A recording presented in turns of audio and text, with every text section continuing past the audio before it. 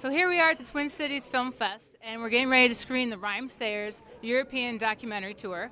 And, you know, I'm here with Stevie Kane, who's one of the producers. Thanks for coming. And I just got to ask you, like, how did you even get in a position to think about making this documentary? Well, we've shot Sunset for many years now, and we've worked with Rhymesayers doing small music videos. We finally hit on a really good idea last year at Sunset where we shot hourly updates and sent them up to YouTube, and the fans loved it, and it was very immediate.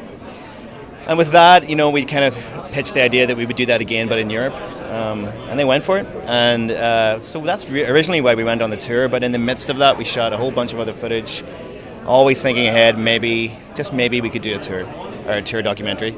And so, again, we pitched that again to them when we got back, and they bit. So I mean, I'm like just slightly familiar with the artists with Rhymesayers, and you know they're like hugely popular, and they're also hugely private. So that relationship had to be built. I mean, it's clearly from the sound set and stuff like that. Did that get in the way as you were making this film?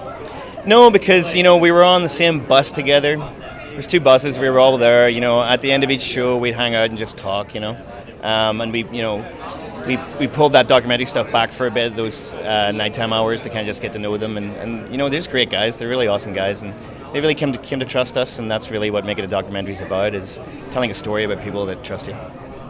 So, you know, this is like kind of a premiere here.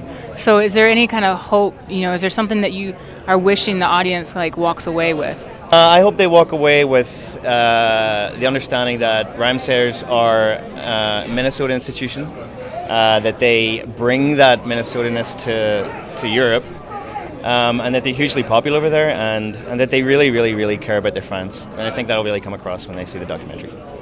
Well, you know, I hope that this film kind of helps build on what they already are building here in the Twin Cities. You know, but where do you see this film kind of fitting with their fan base around the world? You know, I think if we find a way to really distribute it correctly, I think they'll eat it up. You know, I mean, it's a special look inside to, you know, see what these guys are about. You know, their artistry, their business, and their personalities. So I got one last question, and I'll let you go. But, you know, are there any, like, funny stories that stand out to you from trying to make this film? I think the quickest one I can tell you is that, and it's back to your trust point, is Melby, the director, was decided to get up really early on the ferry to Calais. And then we'd only shot one show. We're on our way to Paris.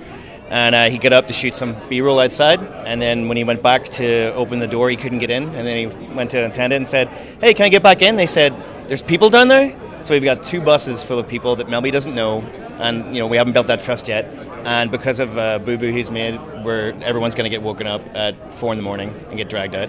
Now, just cleverly for him, he went to Jaybird, the tour manager, who came out, convinced the guy that he was the only one on the bus, and the two of them went upstairs and had some coffee. So awesome, cool. Any last words for folks getting ready to think about checking out this film? I really hope you enjoyed. Thank you very much. Appreciate it. Good luck. Yeah.